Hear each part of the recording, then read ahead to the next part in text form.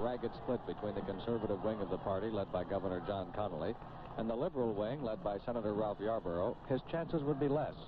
It took a week of delicate negotiations led by Democratic Chairman Larry O'Brien to get the two bitter rivals on the same Texas platform.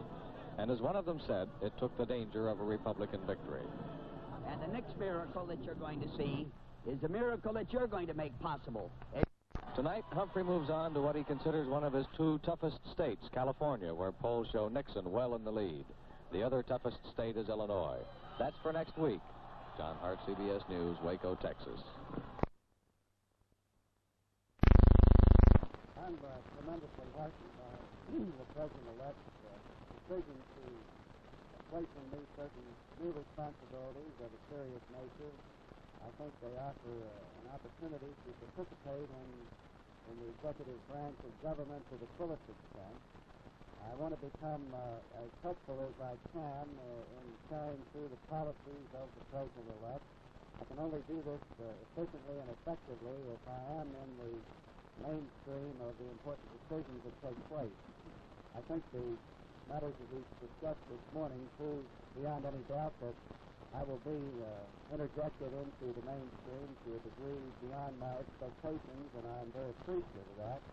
I'm looking forward to being very busy and productively employed during the next 4 years.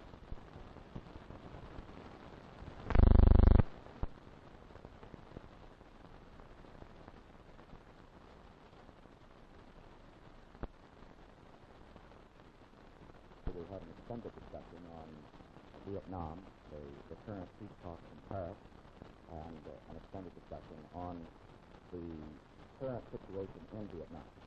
I should point out that I have been the ambassador's guest on 4 occasions on my visits to Vietnam, and he is one of my top consultants in this field.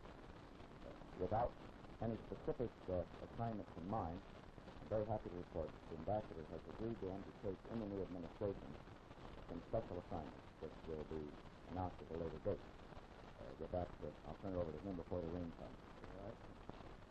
Well, I've been very glad to come here. As the President-elect says, the last time we met was in Saigon, and I feel very privileged to have this opportunity to make a report to him on the problems with which I've been concerned in the last few years.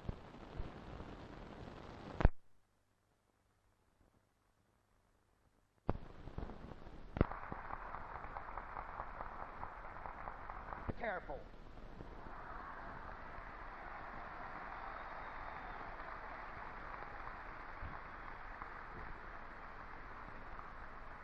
No, not Richard the creative, not Richard the idealist, not Richard the new, not Richard the better, but Richard the careful. Richard's so careful today that he won't say anything about anything to anybody at any time. We're told by a respected columnist that Mr. Nixon has changed. I don't want to argue about that. The question is, for the good or not. And that he can be counted on to make responsible appointments if he's elected president.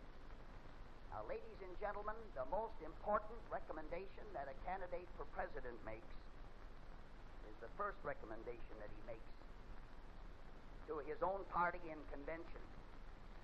Well, Mr. Nixon has already made his first appointment.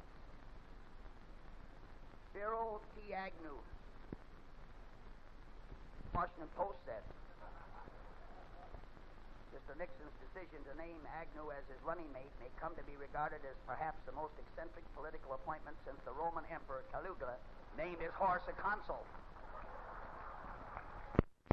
I want you to think, as I say, President Agnew, President LeMay, and ladies and gentlemen, it's not impossible. You have no right to play with your country's destiny like that.